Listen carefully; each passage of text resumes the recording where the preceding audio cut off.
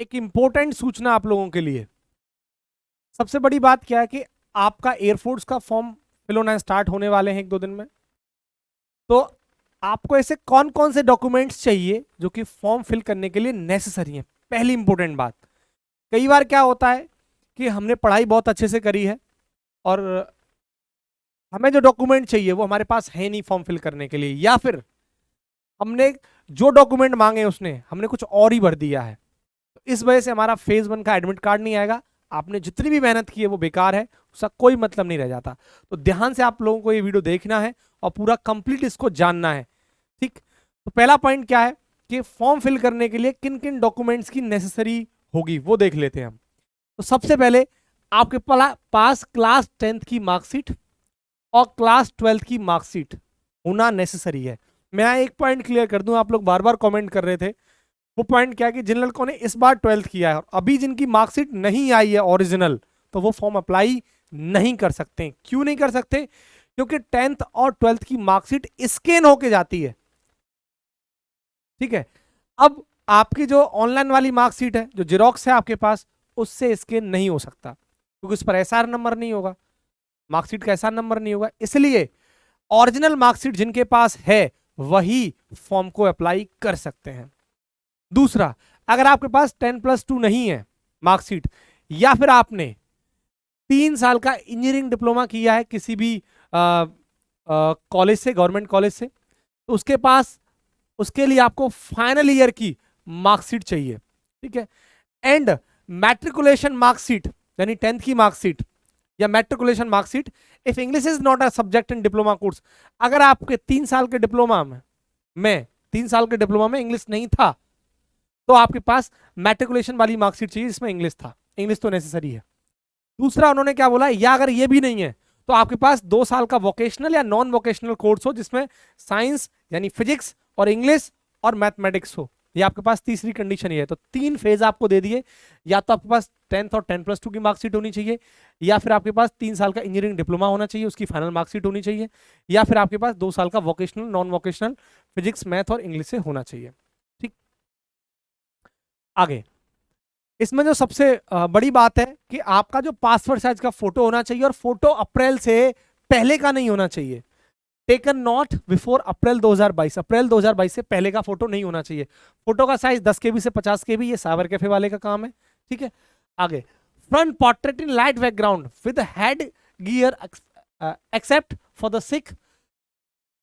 देखो, आपका जो फोटो का बैकग्राउंड होगा, पीछे का जो बैकग्राउंड होगा, वो लाइट कलर का होना चाहिए। आप ब्लू, लाइट ब्लू करा लेना, वो सबसे बेस्ट है। ठीक है, इसमें उसने क्या बोला, जैसे सिख हैं जो पगड़ी पहनते हैं तो उनका तो फोटो इस तरीके से चल जाएगा, लेकिन और जो लोग हैं उनका नॉर्मल, जैसे आप मुझे देख रहे हैं, मैंने कुछ भी नहीं लगा रखा, ऊपर कुछ नहीं पहन रखा, तो सिंपल इसी तरीके से फोटो आपका होना चाहिए, सिंपल वे में। ठीक है, कुछ भी आपने नहीं पहना हुआ हो, सिंपल फोटो आपका होना चाहिए।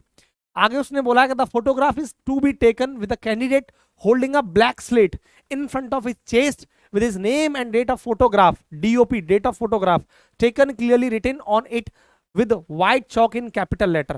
मतलब कुछ ऐसी सिचुएशन होगी, आप खड़े, कैमरामैन सामने फोटो खींच रहा है, आपके पास स्लेट है, वो स्लेट मुंह के सामने नहीं होनी चाहिए, वो स्लेट चेस्ट के सामने होनी चाहिए, और उस स्लेट पर आपका कैपिटल लेटर में नाम लिखा होना चाहिए, चौक से बड़े बड़े अक्षरों में।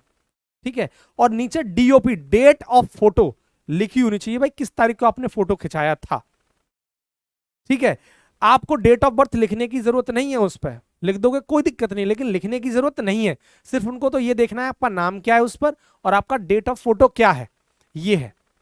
ठीक, अब देखो इन्होंने क्या करा है, मैंने DOB भी लिख दिया है, डेट ऑफ फोटो भी लिख दिया है, तो कोई दिक्कत नहीं आई, फेज 1 का एडमिट कार्ड आ गया। लेकिन फिर भी आपको इतना ज्यादा नहीं करने की जरूरत है, आपका सिर्फ नाम कैपिटल लेटर में और सिर्फ DOP, डेट ऑफ फोटो ही उस पर लिखी हुई होनी चाहिए।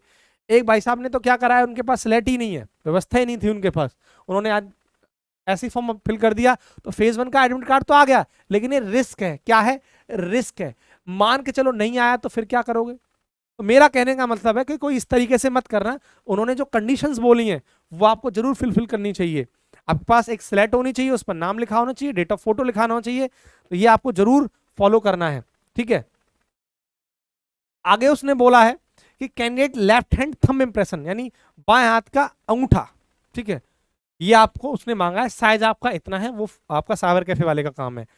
कैंडिडेट सिग्नेचर इमेज, ठीक है, कैंडिडेट को अपने सिग्नेचर करने हैं, देखो इस तरीके से सिग्नेचर है। मैं आपको एक बात बता दूं, ऐसा कई बार हुआ है कि कुछ लड़के क्या करते हैं, यहाँ तो कुछ जब फॉर्म भरेंगे आप, तो आपने फॉर्म भर दिया, आपने सिग्नेचर कर दिया इंग्लिश में, और जब आप फेज 2 के लिए जा रहे हैं, जब आप जीडी के लिए जाएंगे, जब आपका पीएफटी होगा, तब आप जाओगे वहां, तो वहां जब फॉर्म भरा जाएगा तो वहां उसने इंग्लिश में कर दिया या हिंदी में कर दिया। तो जैसे सिग्नेचर आपने इस फॉर्म में अप्लाई किए हैं, वही सिग्नेचर आपके फेज 2 में चाहिए, वरना आपको आगे दिक्कत आएगी, बढ़िया वाली दिक्कत आएगी। फिर ये चीज ध्यान रखना। तो जैसे आप हिंदी में कर रहे हैं यहाँ पर, तो वहां को भी आपको हिंदी में करना है, यहाँ अगर आप इंग्लिश में कर रहे हैं तो वहां भी आपको इंग्लिश में करना है। इस चीज पर खासकर आपको ध्यान देना है, ठीक है। इसके बाद कैंडिडेट पेरेंट्स, फादर या mother, guardian signature image if candidate is below 18 year the date of filling the online application. अगर कैंडिडेट 18 साल से उनकी कम उम्र है, ठीक है, 17.5 से फॉर्म भरा जा रहा है, तो मान चलो 17.5 है से ऊपर है, 18 से कम है, तो उनको क्या करना है, उनका ऑनलाइन एप्लीकेशन के अंदर फादर और मदर के सिग्नेचर इमेज लगेगी, ध्यान रखना, सिग्नेचर की इमेज, उनमें से किसी इमेज लगेगी, सिग्नेचर की इमेज, ये भी आपको ध्यान रखना है।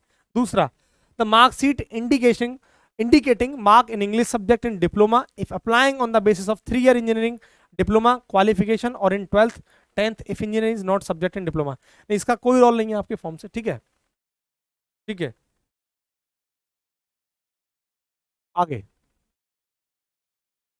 आपकी जो फीस होगी वो 250 रुपये होती है, ठीक है। या आप तो बस साइबर कैफे वाले को 250 रुपये पकड़ा देना, 250 रुपये लेगा, 50 रुपये फॉर्म भरने के, 300 रुपये आपसे ले लेगा, वो अपना भर देगा, जो भी बैंक से डेबिट कार्ड वेबिट कार्ड, आपको इस पर ज्यादा नहीं सोचना है, ठीक है। आगे, candidate must have is valid email ID and mobile number for successful online registration. ये पॉइंट बड़ा जरूरी है, बहुत ज्यादा मैंने ऐसी प्रॉब्लम फेस करी है, लड़कों को बहुत बार देखा है। अब होता क्या है कि जिस साइबर कैफे वाले से उन्होंने फॉर्म भरवाया, मोबाइल नंबर भी उसी का लगा दिया, या फिर ईमेल आईडी, तो मोबाइल नंबर तो फिर भी अपना या घर का लगा देगा, ईमेल आईडी उसी की लगा देगा। अब उसको बहुत बड़ी दिक्कत आएगी। मैं आपको बता दूं, आपका रजिस्ट्रेशन मोबाइल नंबर और आपका ईमेल आईडी ये तब तक आपका पीछा नहीं छोड़ेगा जब तक आपका सिलेक्शन नहीं हो जाएगा।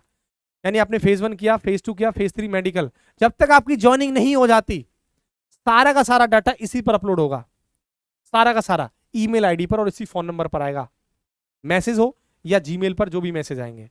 इसलिए बहुत जरूरी बन जाता है आपके पास आपकी खुद की मेल आईडी होनी चाहिए, आपका खुद का मोबाइल नंबर होना चाहिए, वरना आपको बहुत बड़ी दिक्कत हो जाएगी। आप फिर घूमते रह जाओगे कि क्या ईमेल आईडी है, किसका डलवाया था। सिर्फ और सिर्फ ये चीज ध्यान रखना, आपकी अपनी खुद की ईमेल आईडी, आपका खुद का अपना मोबाइल नंबर होना चाहिए, ठीक है। और ये मोबाइल नंबर आपका जब तक सिलेक्शन नहीं हो जाता तब तक आपके पास रहना चाहिए। ऐसा नहीं कि आपने चेंज कर दिया, ये भी ध्यान रखना है आपको, आपके पास रहना चाहिए, क्योंकि इस पर ओटीपी आएगा या वॉटेवर आप चेंज करोगे पासवर्ड, तो ओटीपी इसी पर जनरेट होगा, सब कुछ इसी से होगा। इसके बाद, candidate should inter Aadhaar number in the online application. Online application आपका भरा जाएगा तो उसमें आप आधार कार्ड भर सकते हैं, ठीक है, आधार नंबर आप उसमें भर सकते हैं। Candidate from JNK, Jammu and Kashmir, Assam and Meghalaya are exempted for the same. उनके लिए भी सेम सिचुएशन है ना, सेम कैटेगरी है, ठीक। तो ये कुछ इंपॉर्टेंट चीजें थी जो कि आपको फॉर्म फिल करने के लिए नेसेसरी हैं, तो आपको इनको ध्यान से भरना है।